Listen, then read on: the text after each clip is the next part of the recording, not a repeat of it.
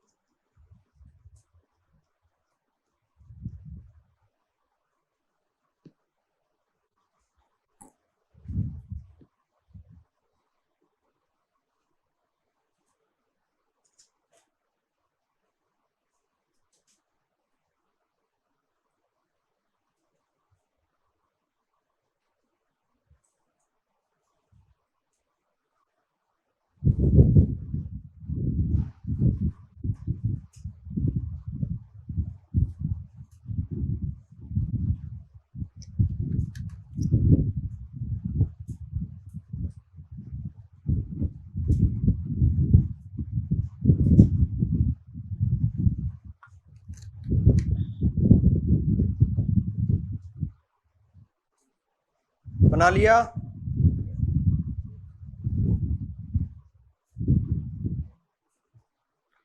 अच्छा ये बताओ मुझे कि प्रकृति का मतलब क्या होता है?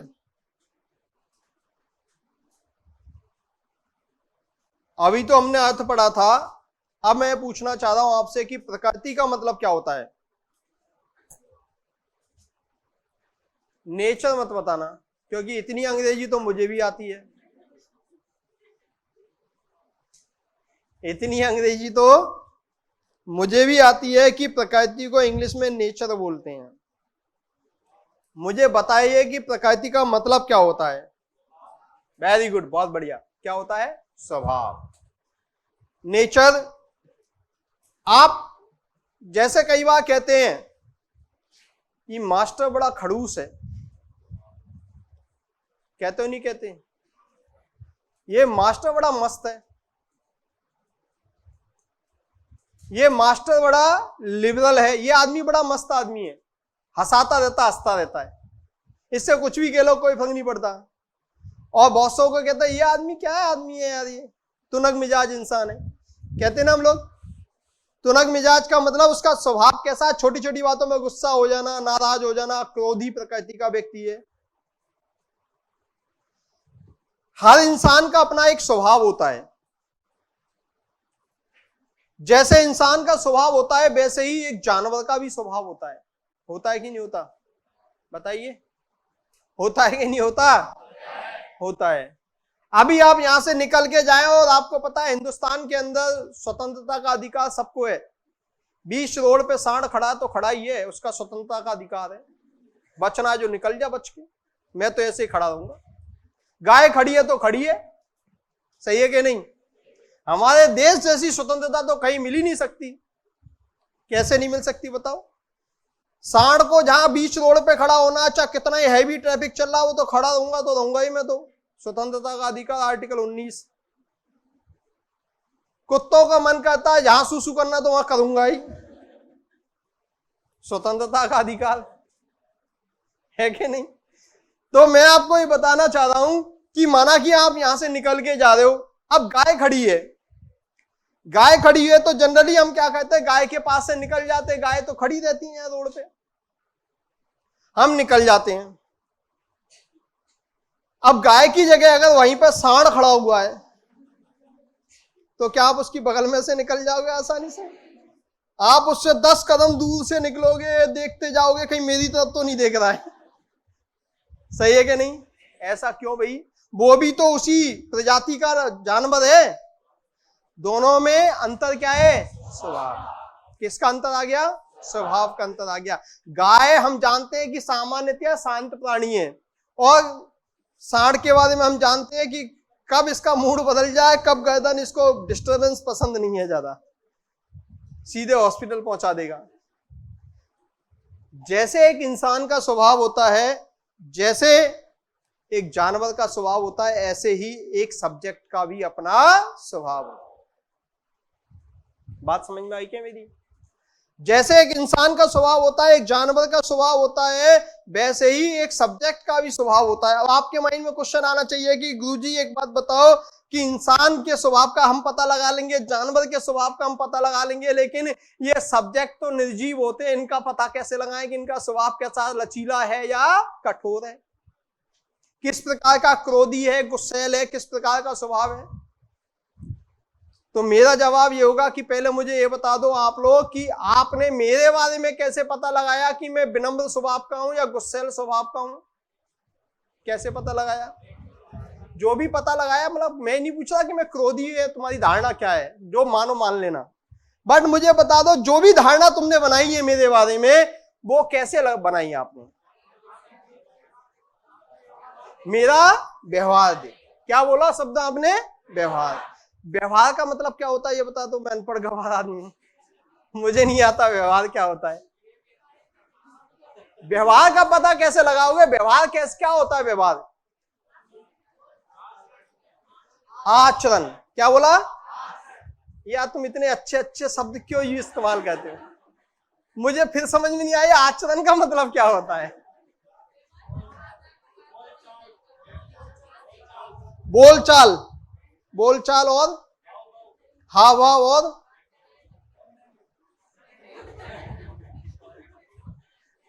इन सारे शब्द जो आप लोग बोल रहे हो, आपने मेरे बारे में जो पता लगाया वो मेरे व्यवहार से लगाया, मेरे बोलचाल से, मेरे आचरण से। मेरे सीधे शब्दों में कहूं तो हम एक शब्द में कह सकते हैं कि आप मेरे बारे में जो भी धारणा बना रहे हैं वो आप मेरे क्रियाकलापों से बना रहे हैं, मेरी गतिविधियों से बना रहे हैं।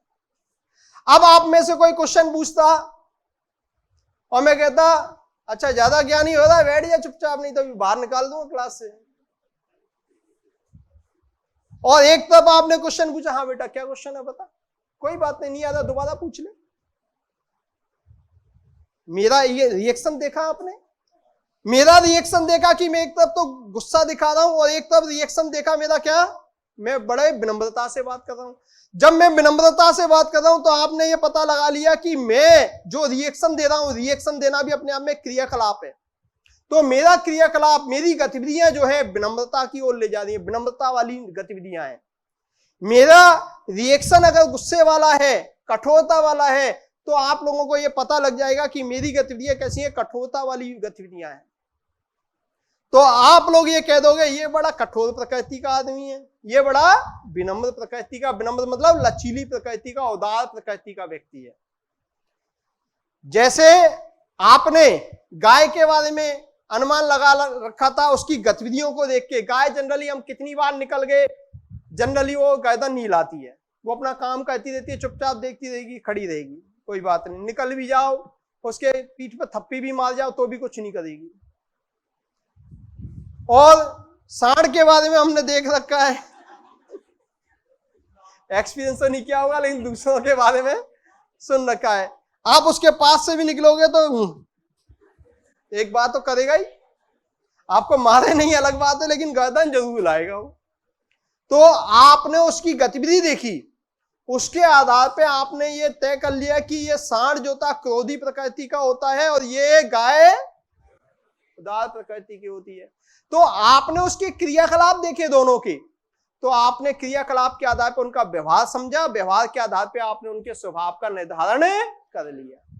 तो भैया लोक प्रशासन विषय है, इस विषय के भी स्वभाव का अगर आपको निर्धारण करना है तो इसकी गतिविधियों को देखना पड़ेगा, इसके व्यवहार को देखना पड़ेगा। अब आप कहोगे साहब गाय, सांड, इंसान सबके सब सजीव हैं, ये तो निर्जीव है, ये गतिविधि करता है क्या? बिल्कुल करता है। इसमें भी क्रियाकलाप होते हैं, जैसे हम लोग क्रियाकलाप करते हैं, गतिविधियां करते हैं, ऐसे यहां भी गतिविधियां होती हैं। होती है नहीं होती हैं? देखो कैसे होती है, मैं बताता हूं। कल मैंने आपको एक डायग्राम बनाया था,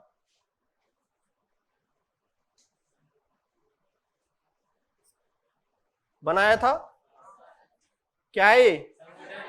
संगठन। क्या है? संगठन। इस संगठन में ऊपर से लेके निचले लेवल तक बहुत सारे पदाधिकारी काम करते हैं, करते नहीं करते?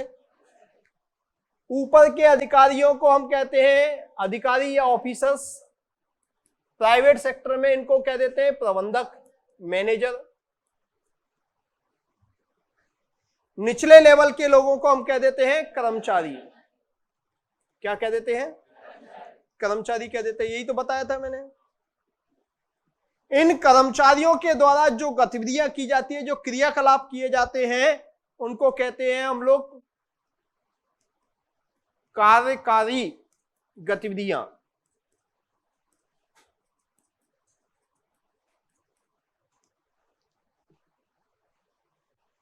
इन अधिकारियों के द्वारा जो भी गतिविधियां, जो भी कामकाज किया जाता है, उनको हम कहते हैं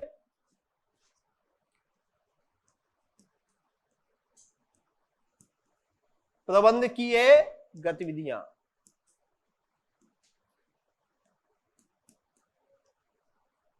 इंग्लिश में बोलेंगे इसको मैनेजरियल एक्टिविटीज।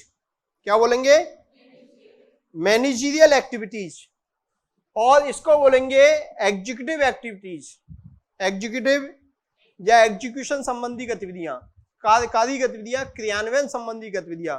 मतलब ऊपर वाले अधिकारी पूरे संगठन के लिए योजना बनाते हैं, आदेश निर्देश जारी करते हैं, इनसे रिपोर्ट मंगवाते हैं, नीचे वालों से इनके कामों की देखरेख करते हैं, इन पर नियंत्रण निर्देशन रखते हैं।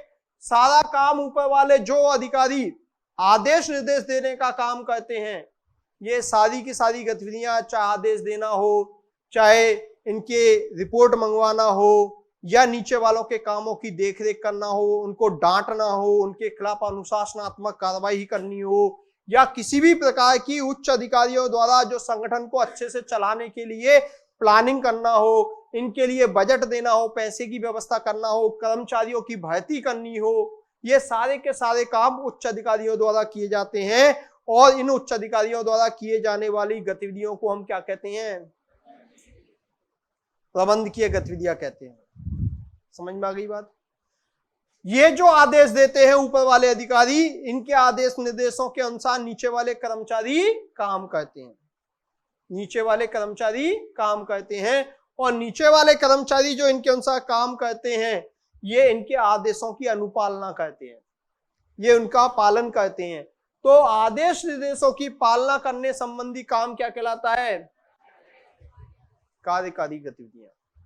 बात समझ में आ गई? अब यहां पर प्रशासन के बारे में बता दूं। प्रशासन होता क्या है? यहां से लेकर के और यहां तक, यानी संगठन में टॉप लेवल से लेके निचले लेवल तक जितनी भी गतिविधियां की जाती है, चाहे वो प्रबंधकीय गतिविधि हो, चाहे वो मिडिल लेवल पे तकनीकी गतिविधियां हो, चाहे वो निचले लेवल की कार्यकारी गतिविधियां। कार्यकारी गतिविधियों को भी 3 पार्टों में बांट सकते हैं हम लोग। कार्यकारी गतिविधियों को भी हम 3 पार्टों में मान लेते हैं। चलो 3 में ही बता देता हूं। कार्यकारी गतिविधियां भी 3 प्रकार की होती हैं। एक होती है तकनीकी गतिविधियां, तकनीकी गतिविधियां, दूसरी होती है लिपिकीय, बाबू संबंधी क्लेरिकल एक्टिविटीज, लिपिकीय गतिविधियां,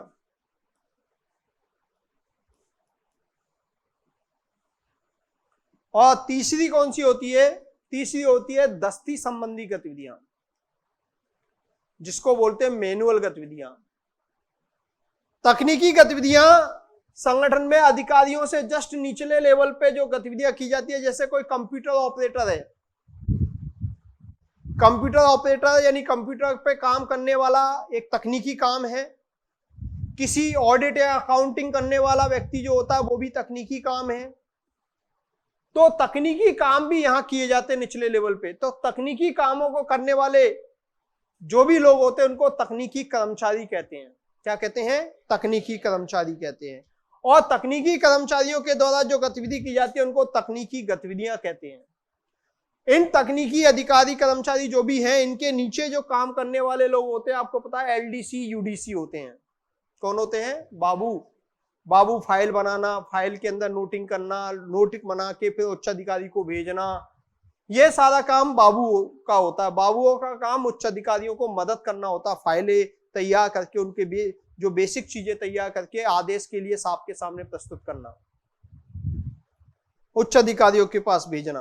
तो बाबुओं के द्वारा जो काम किए जाते हैं वो रूटीनल टाइप के होते हैं, एक जैसे होते हैं। उनको बता रखा है कि कैसे काम करना, कैसे फाइल पे नोटिंग करनी है, कैसे फाइल बनानी है, किस प्रोसेस से कहां कहां कैसे कैसे काम होगा, सब कुछ तय होता है पहले से ही। तो ये बाबुओं के द्वारा जो काम किया जाता है उसको क्लेरिकल एक्टिविटीज या लिपिकीय गतिविधियां कहते हैं।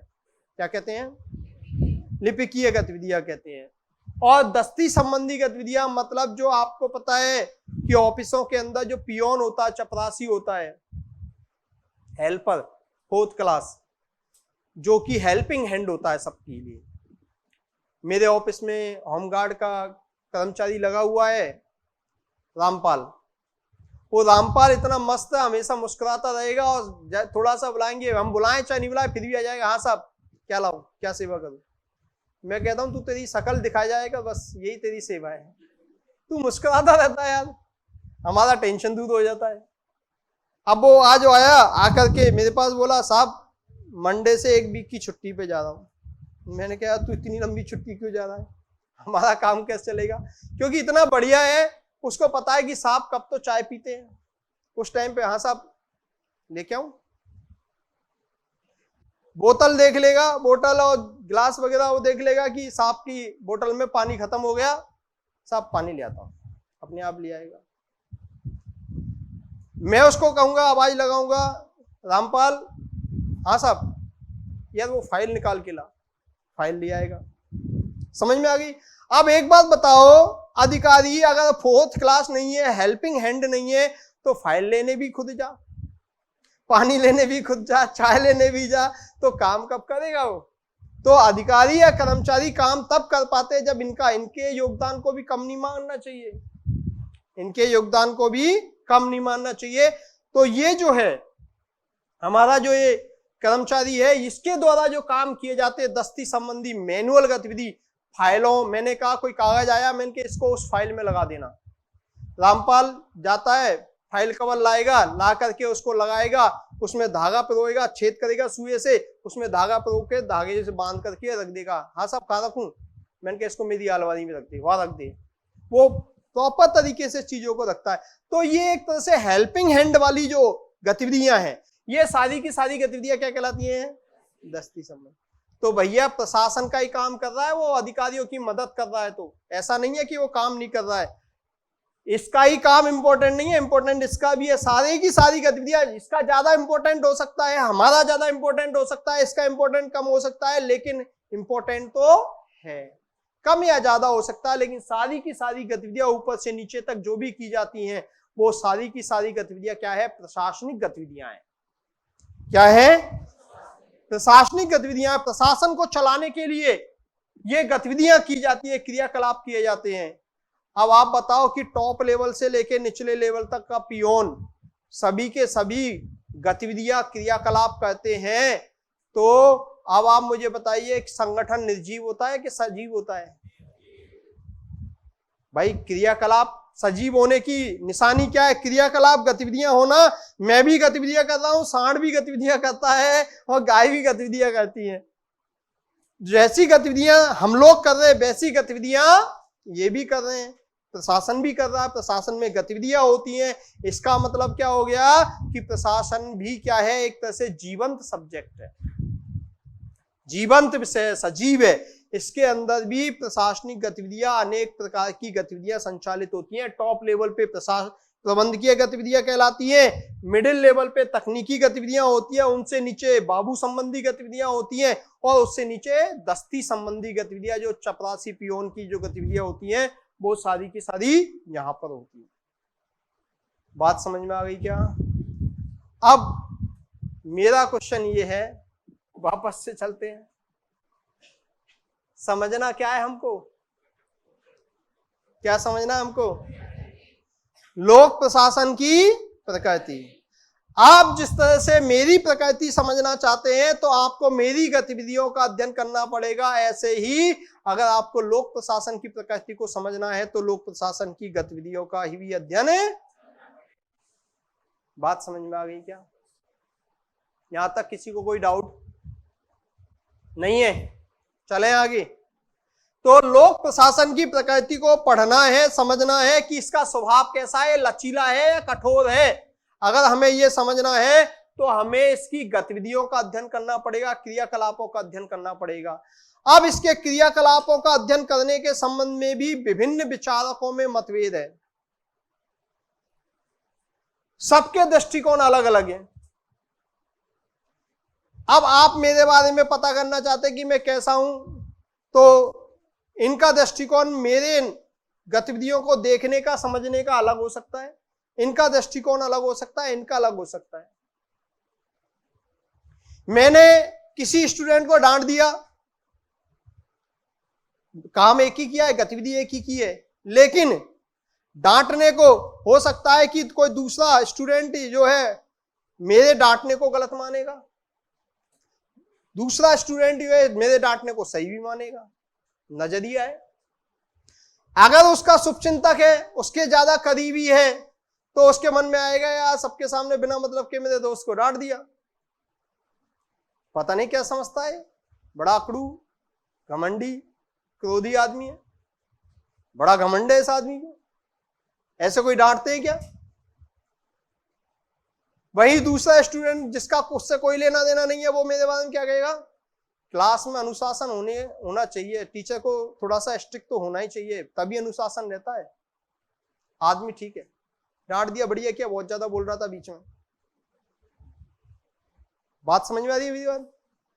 मतलब एक्शन मेरा एक ही हुआ है, लेकिन उसी एक्शन की व्याख्या करने वाले लोगों का नजरिया सबका अलग अलग है, इसलिए वो अलग अलग तरीके से व्याख्या कर रहे हैं। ऐसे ही लोक प्रशासन की गतिविधियों तो सेम है, लेकिन इन गतिविधियों को अलग अलग दृष्टिकोणों से उसकी व्याख्या की जाती है।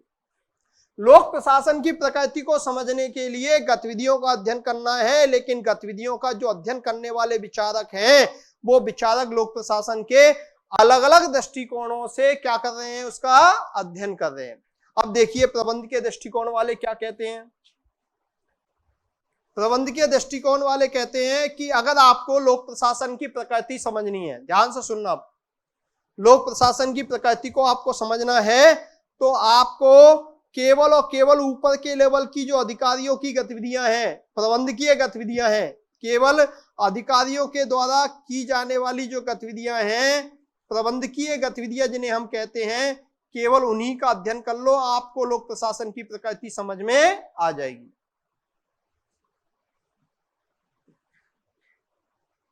ऐसा क्यों कह रहे हैं? ऐसा इसलिए कह रहे हैं कि केवल ऊपर की लेवल की गतिविधियों का अध्ययन कर लो, बीच की लेवल की और निचले लेवल की गतिविधियों के अध्ययन करने की आवश्यकता नहीं है। क्यों? क्योंकि संगठन में सबसे इंपॉर्टेंट काम यही करते हैं, planning, organising, staffing, budgeting, reporting, control, coordination, सब कुछ यही करते हैं। नीचे वाले तो इनके आदेशों की पालना करते हैं। ये तो नीचे वाले तो वही काम करेंगे जो ये कहेंगे, तो काम करने वाले एक्चुअल जो लोग हैं वो ये हैं, और इनके कामों का प्रभाव पूरे संगठन पे पड़ता है, और निचले लेवल के कर्मचारियों के काम का प्रभाव पूरे संगठन पे ज्यादा नहीं पड़ता। तो काम इनका ज्यादा इंपॉर्टेंट है, अधिकारियों का काम ज्यादा इंपॉर्टेंट है। तो अगर आपको लोक प्रशासन की प्रकृति समझनी है तो प्रबंधकीय दृष्टिकोण को मानने वाले विचारक कहते हैं केवल उच्च लेवल के उच्च अधिकारियों या प्रबंधकों की गतिविधियों का अध्ययन कर लीजिए, आपको लोक प्रशासन की प्रकृति समझ में आ जाएगी। बात समझ में आ गई क्या? किसी को कोई डाउट यहां तक? ऐसा मानने वाले जो विचारक हैं, ऐसा मानने वाले जो विचारक हैं, उनमें देखो सारे विदेशी हैं, नाम धीरे धीरे याद हो जाएंगे, अभी घबराना मत। ऐसे विचारकों का नाम है साइमन, स्मिथबर्ग, थॉमसन, और बहुत सी किताबों में लूथर गुलिक का नाम भी लिखा रहता है।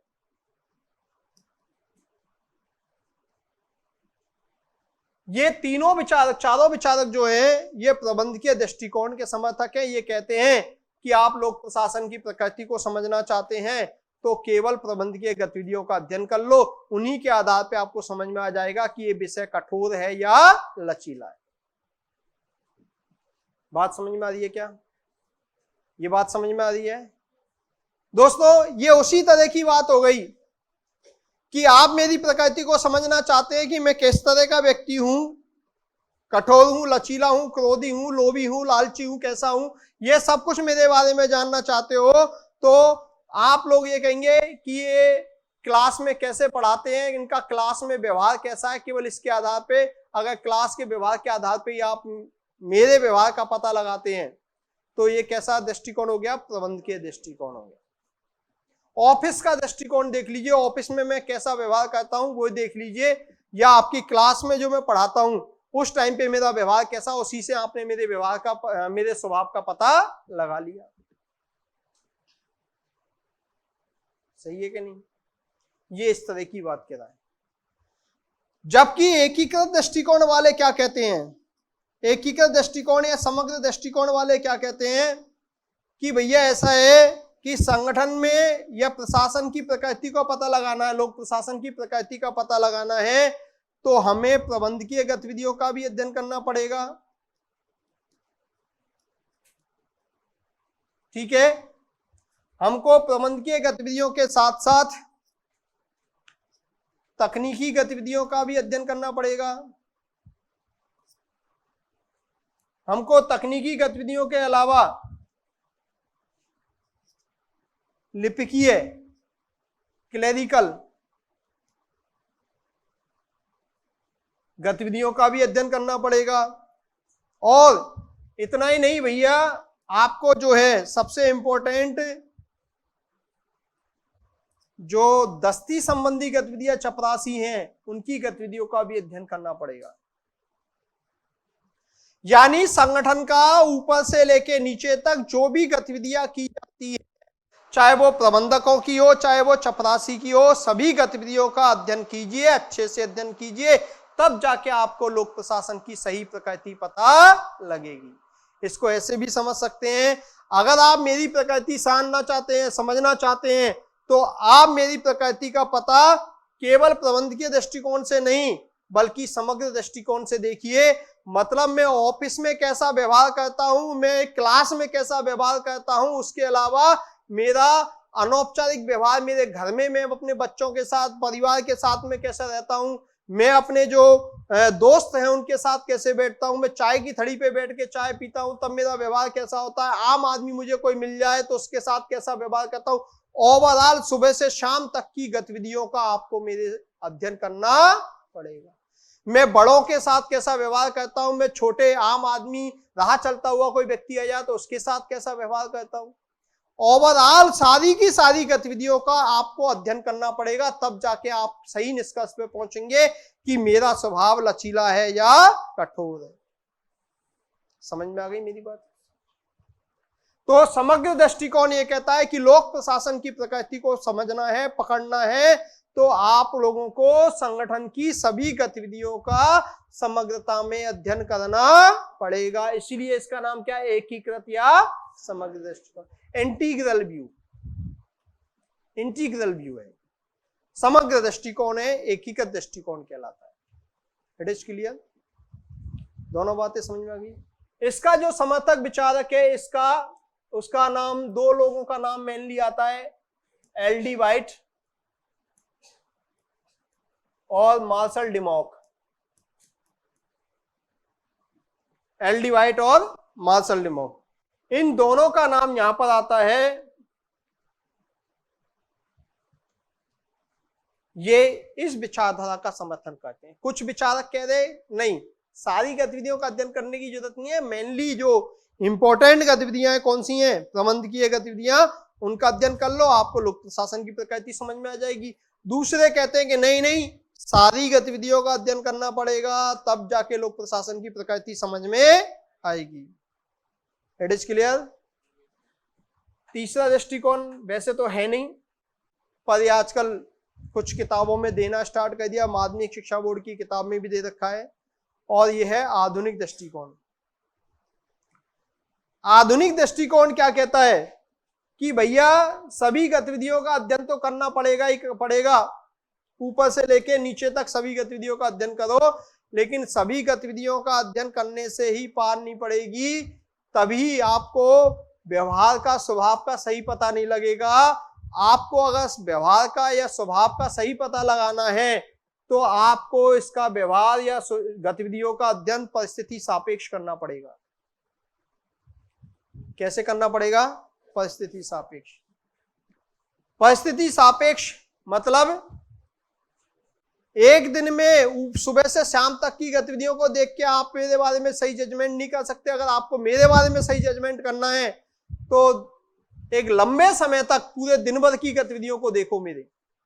मतलब जब मेरा मूड बहुत बढ़िया तब मेरा व्यवहार कैसा है, 2 दिन बाद मेरा किसी से कोई बात हो जाती है, बीवी से झगड़ा हो जाता है, तब मेरा मूड कैसा होता है, कैसा व्यवहार करता हूं मैं। समझ में आ रही है मेरी बात? जब मुझ पे कोई संकट आता है तब मैं कितना उद्विग्न हो जाता हूं या कूल रहता हूं या परिस्थितियों से लड़ लेता हूं। हर तरह की स्थिति होती है, परिस्थिति सापेक्ष। इसको ऐसे भी देख सकते हैं हम लोग। एक प्रशासनिक अधिकारी जयपुर में बहुत बढ़िया काम कर रहा है, लेकिन दूसरी जगह हमने भेज दिया, बांसवाड़ा भेज दिया, वहां पे वो फेल हो गया, क्योंकि परिस्थितियां दोनों जगह की अलग है।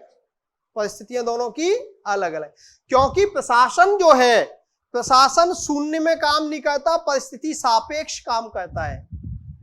जयपुर की जनता पढ़ी लिखी समझदार है, वो कलेक्टर साहब के साथ ट्यूनिंग बैठा ली, आराम से, कोई दिक्कत नहीं है, यहाँ पे प्रशासन चल गया बढ़िया तरीके से। लेकिन वहां बांसवाड़ा की जो जनता है वो आदिवासी है, वो आम आदमी से जुड़ी हुई नहीं है, वहां की आर्थिक समस्याएं, वहां की सामाजिक समस्याएं, सामाजिक मान्यताएं, प्रथाएं, सब कुछ अलग है। अब जिन तरीकों को ये आदमी यहाँ पे आजमा रहा था कलेक्टर साहब, वो वहां पे फेल हो गई। तो आपको जो भी व्यवहार, जो भी गतिविधियां हैं, उन गतिविधियों का केवल एक जगह के हिसाब से नहीं, परिस्थितियों के अनुसार अलग अलग परिस्थितियों में अध्ययन करना चाहिए। तब जाकर के आपको समझ में आएगा कि लोक प्रशासन की प्रकृति कैसी है। बात समझ में आ गई क्या? ये है कौन सा दृष्टिकोण? आधुनिक दृष्टिकोण। इसके जो समर्थक विचारक हैं, उन समर्थक विचारकों का नाम लिख लें। लिखना क्या, मैं लिखाऊंगा अभी बाद में, अभी तो पहले इसमें है जॉन पीटर, ग्लेडन, मार्शल डिमॉक, जो वहां लिखाया था वही, ये इसके समर्थक हैं, आधुनिक दृष्टिकोण के समर्थक विचारक हैं। तो मैं समझता हूं कि आप लोगों को दृष्टिकोण के आधार पर प्रकृति की बात समझ में आ गई होगी। अभी तक किसी ने नहीं बताया कि प्रकृति कैसी है, लचीली है या कठोर है, किसी ने नहीं बताया। अभी तो इनमें झगड़ा ही चल रहा है कि कौन सी गतिविधियों का अध्ययन करें, कैसे करें। प्रकृति को समझने के लिए कौन कौन सी गतिविधियों का किस किस तरीके से अध्ययन करें, इसी बात को लेकर के झगड़ा चल रहा है। और ये दृष्टिकोण के आधार पे कितने दृष्टिकोण हैं? 3 दृष्टिकोण। प्रबंधकीय दृष्टिकोण क्या कहता है? प्रबंधकीय गतिविधियों का अध्ययन कर। एकीकृत दृष्टिकोण या समग्र दृष्टिकोण क्या कहता है? सभी का करो। और ये क्या कहता है? सभी का अध्ययन लेकिन परिस्थिति सापेक्ष। समझ में आ गया क्या? प्रबंधकीय दृष्टिकोण में लिखो, प्रबंधकीय दृष्टिकोण में लिखो।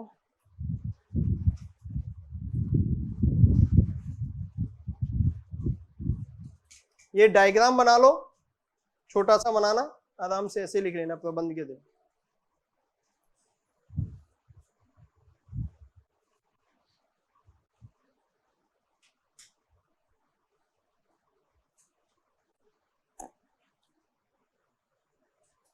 और लिखें पहला पॉइंट इसमें,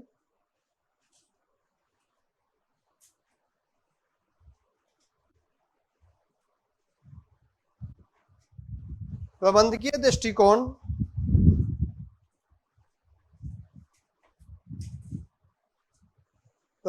दृष्टिकोण केवल प्रबंधकीय गतिविधियों के अध्ययन पर बल देता है। प्रबंधकीय दृष्टिकोण केवल प्रबंधकीय गतिविधियों के अध्ययन पर बल देता है। प्रबंधकीय गतिविधियों के अध्ययन पर बल देता है।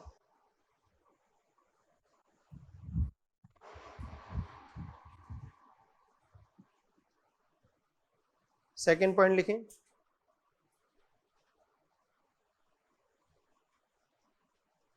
यह दृष्टिकोण मानता है कि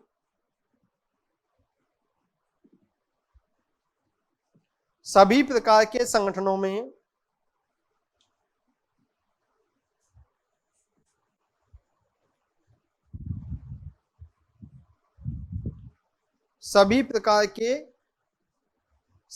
में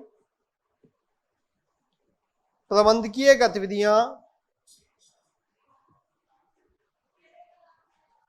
समान होती हैं। प्रबंधकीय गतिविधियां समान होती हैं।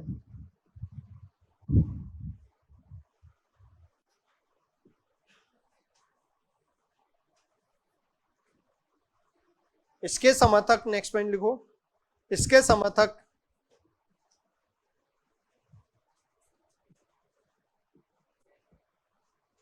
लिख ले, साइमन, स्मिथवर्ग, थॉमसन और लूथर गुलिक।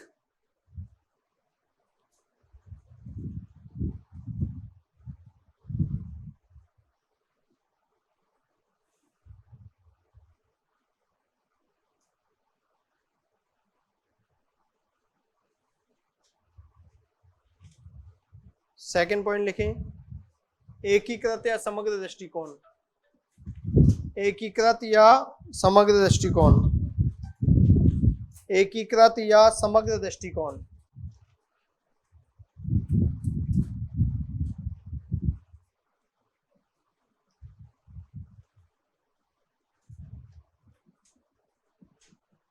इसमें लिखे, यह दृष्टिकोण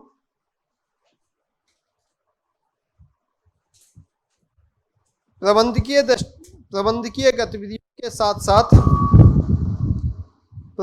गतिविधियों के साथ साथ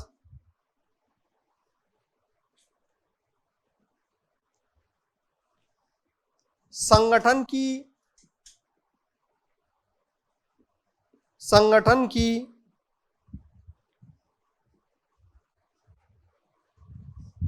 अन्य सभी गतिविधियों जैसे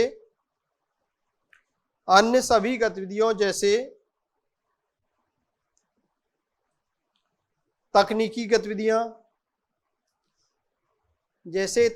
गतिविधियां, क्लेरिकल, लिपिकीय, क्लेरिकल गतिविधियां, लिपिकीय या बाबू संबंधी या क्लेरिकल एक ही मतलब है, क्लेरिकल गतिविधियां और दस्ती संबंधी गतिविधियां, दस्ती संबंधी गतिविधियां, आदि सभी को अपने अध्ययन में शामिल करता है।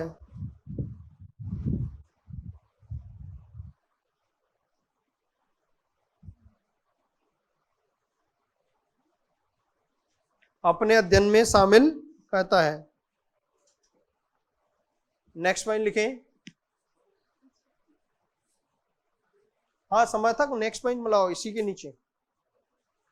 समर्थकों के नाम लिख लो, एल डी वाइट और मार्शल डिमॉक।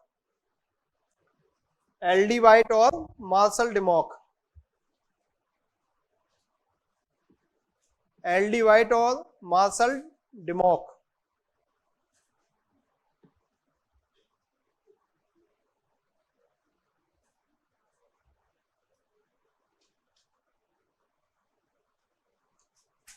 बहुत सी किताबों में मार्क्स का नाम भी लिखा रहता है। तीसरा नाम एक मार्क्स का आता है या नीग्रो का भी आता है, वो भी बहुत सी किताबों में, बहुत सी में नहीं है। मेनली इसमें दो ही नाम है ना, तो इसलिए कंफ्यूज नहीं होना है। नेक्स्ट लिखो, आधुनिक दृष्टिकोण।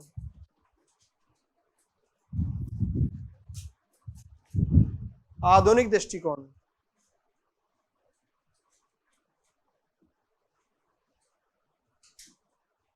यह है दृष्टिकोण प्रशासन को या प्रशासनिक गतिविधियों को, यह दृष्टिकोण प्रशासन को या प्रशासनिक गतिविधियों को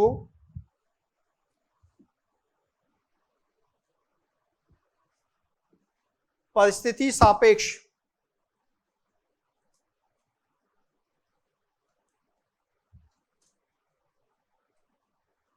सापेक्ष या संदर्भात्मक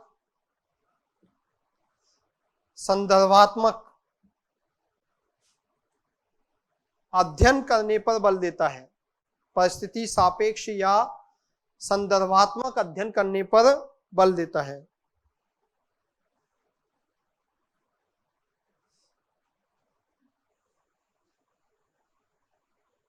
संदर्भात्मक अध्ययन करने पर बल देता है।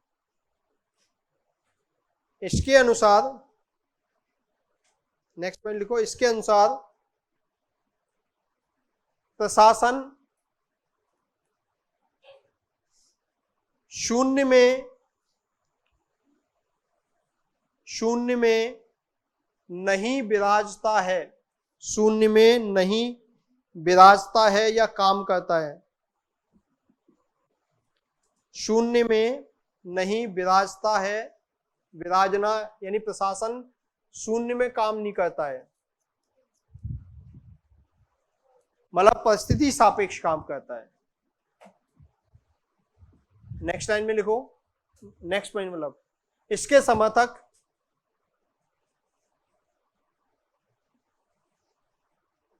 समर्थक जॉन पीटर, ग्लेडन, डिमॉक आदि हैं। जॉन पीटर, ग्लेडन और डिमॉक आदि हैं।